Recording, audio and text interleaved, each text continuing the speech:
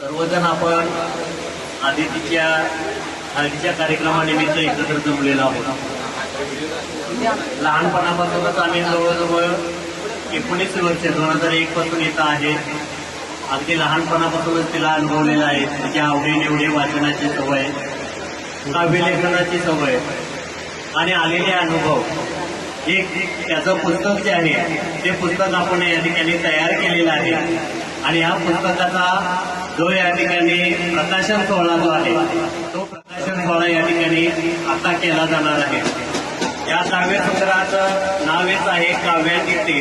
ते अनुभव या कवितेच्या माध्यमातून त्यांनी लिहिलेले आहेत आणि हे पुस्तक स्वरूपात या ठिकाणी प्रकाशित केलेलं आहे.